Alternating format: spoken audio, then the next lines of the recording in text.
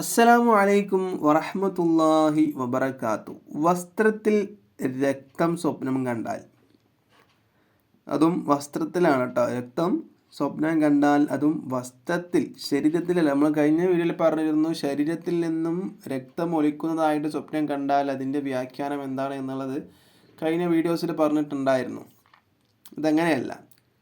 വസ്ത്രത്തിൽ രക്തം സ്വപ്നം കണ്ടാൽ അതിൻ്റെ വ്യാഖ്യാനം എന്തായിരിക്കും? രക്തം എന്ന് പറയുമ്പം തന്നെ നമുക്ക് പേടിയാണ് അല്ലേ? ചില ആളുകൾക്ക് രക്തം കണ്ടാൽ തല കറങ്ങുന്ന, തല ചുറ്റുന്ന ആളുകളൊക്കെ ഉണ്ട്. ഇപ്പോൾ മഹാനായ ഇബ്നു സീരി എന്നവർ അദ്ദേഹത്തിൻ്റെ ഒരു കിതാബിൽ 177 പേജിൽ പറയുകയാണ്, രക്തം പൊതുവായും ഹറാമിൻ്റെ മുതൽ, തെറ്റ്, കുറ്റം, ഇങ്ങനെയൊക്കെയാണ് വ്യാഖ്യാനം പൊതുവായിട്ടും വരിക.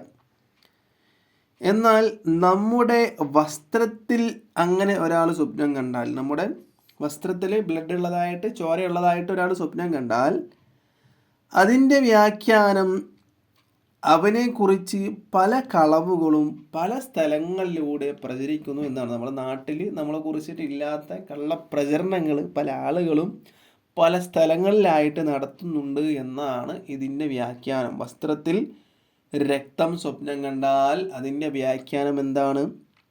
നമ്മളെ കുറിച്ചിട്ട് കളവ് ഇല്ലാത്തൊരു കാര്യം നാട്ടിലൂടെ ആരോ പ്രചരിപ്പിക്കുന്നുണ്ട്. പല സ്ഥലങ്ങളിലായിട്ട്, പല വീടുകളായിട്ട്, പല കടകളിലായിട്ട് അങ്ങനെ എന്താക്കുന്നുണ്ട്? പ്രചരിപ്പിക്കുന്നുണ്ട് എന്നാണ്.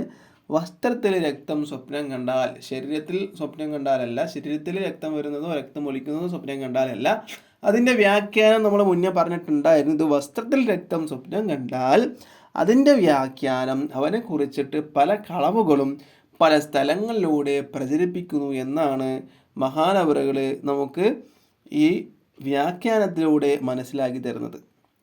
അപ്പോൾ വീഡിയോ ഇഷ്ടപ്പെട്ടാൽ ലൈക്ക് ചെയ്യുക, ഷെയർ ചെയ്യുക. ഇതുപോലത്തെ വീഡിയോസിന് വേണ്ടി ചാനൽ സബ്സ്ക്രൈബ് ചെയ്യുക. അസ്സലാമു അലൈക്കും വറഹ്മത്തുള്ളാഹി വബറകാതുഹു.